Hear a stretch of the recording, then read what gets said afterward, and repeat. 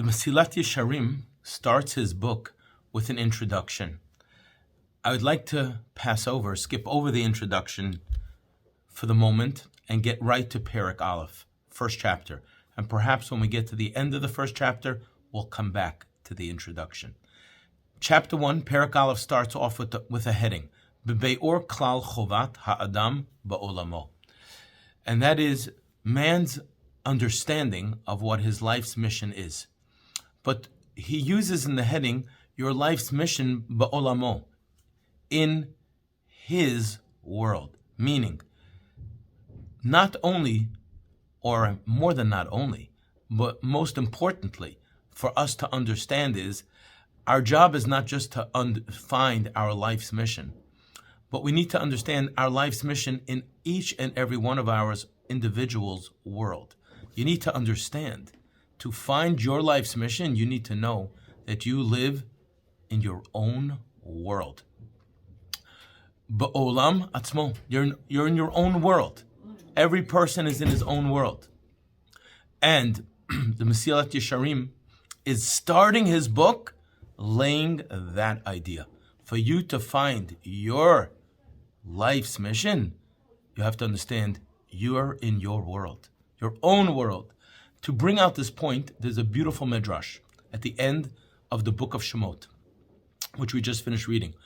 The midrash tells us the story of Reb Shimon bar Chalafta, who was extremely poor. And he doesn't have any money for Shabbat, and he prays, and Hashem sends him a precious stone straight from heaven. He buys a beautiful Shabbat, he comes home, and his wife says, what is this? Where did you get all this from? And he says, Hashem sent me. And she says, listen here, Eini to'emet klum, I'm not going to eat a thing unless you tell me exactly what happened. So he tells her that he prayed, and Hashem dropped him a stone from heaven. She says, I'm not eating.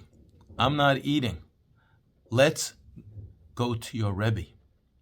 And Reb Shimon bar Chalafta goes to Rabbi, and he tells Rabbi that his wife's not happy. Why is my wife not happy? Because she said the following words to me. She said, do you want to come up into heaven and your shulchan should be chaser and your friend's shulchan should be maleh? Do you want your shulchan to be lacking? And therefore she will not eat from this. This is clearly coming from my olam haba, this beautiful stone. Rabbi said to his student, Reb Shimon bar Chalafta, tell your wife she has nothing to worry about.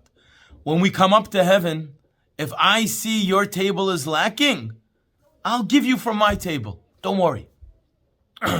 He comes back home, he tells his wife this. She says, no, let's go together to your Rebbe. They go together to the Rebbe, and Rebbe says to them, what's up? And she says, listen, Rebbe, are you then going to see our table? V'chi tzadik, v'chi adam ro'eh et shulchan chavero. Does then one person see his friend's shulchan? Every person has his own shulchan in his own world. Kol tzadik v'tzadik has olam atzmo.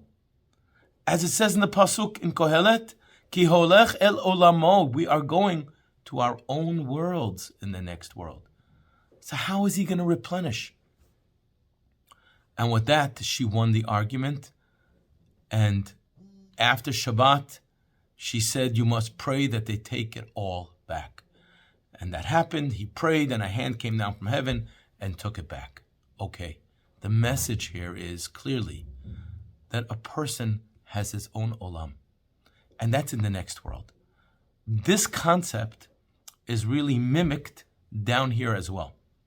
The Gemara Masechet Barachot tells us, on Daf Mem Gimel, that a person is blessed, that he has a special affinity to his own way of making parnasah. Meaning, one person may enjoy putting a watch together.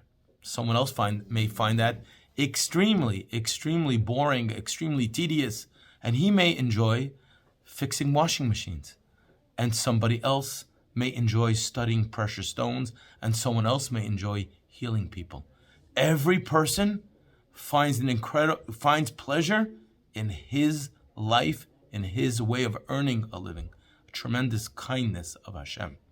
But there's a deeper message here, and that is you and I have nothing to do with each other. You and I live in our own world.